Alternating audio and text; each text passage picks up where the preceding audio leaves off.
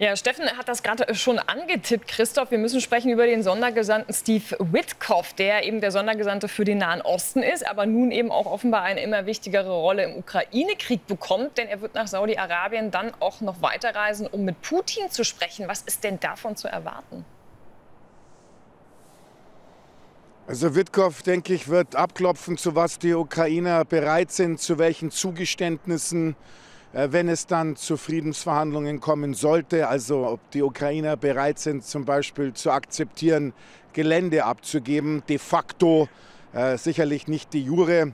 Aber das ist schon mal eines der Ziele der Amerikaner, die Ukrainer davon zu überzeugen, dass es anders nicht gehen wird. Hat ja auch der Außenminister gesagt, der amerikanische Marco Rubio. Beide Parteien müssen sich auf schmerzhafte Kompromisse einlassen. Und das heißt auf Ansprüche, Geländeansprüche verzichten. So interpretiere ich das. Und Witkoff wird in Moskau das ausloten bei Putin. Warum Witkoff?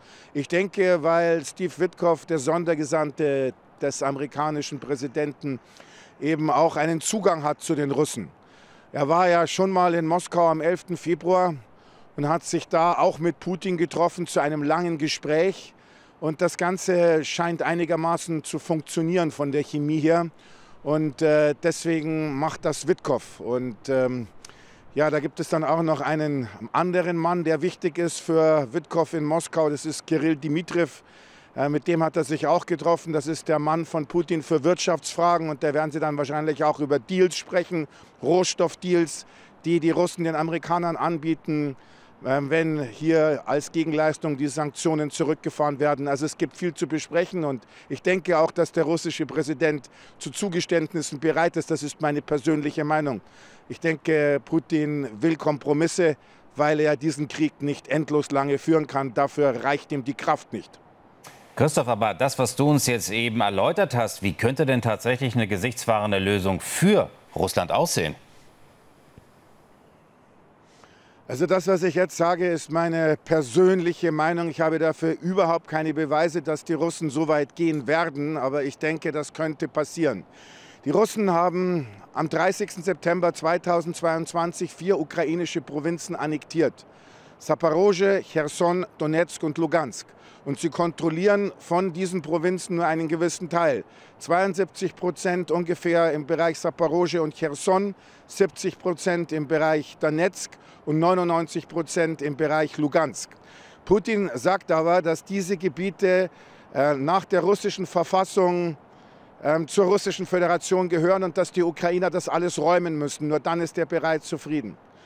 Putin könnte jetzt einlenken und sagen, dass er darauf verzichtet, die Gebiete dieser 4 Provinzen, die er noch nicht militärisch kontrolliert, mit militärischen Mitteln zurückzuholen, sondern versucht, das auf diplomatischem Weg zu erreichen. Und damit das Ganze gesichtswahrend ist für ihn, könnte er ein Referendum anstrengen in der Russischen Föderation und die Menschen befragen, ob sie aus humanitären Überlegungen bereit wären für eine politische Lösung im Ukraine-Konflikt. Das könnte so über die Bühne gehen und dann könnte dieser Krieg beendet werden am augenblicklichen Frontverlauf, Status quo. Und das heißt, die Russen würden dann circa 20% des ukrainischen Territoriums kontrollieren, de facto. Und die Ukrainer würden darauf verzichten, diese Gebiete, die die Russen kontrollieren, militärisch zurückzuholen. Und die Russen würden darauf verzichten, die Gebiete, die sie noch beanspruchen, in diesen 4 Provinzen militärisch zu erobern. So könnte ein Kompromiss aussehen. Das ist meine Meinung. Beweise, ich sage es nochmal, habe ich dafür nicht. Christoph, danke für den Moment nach Kiew.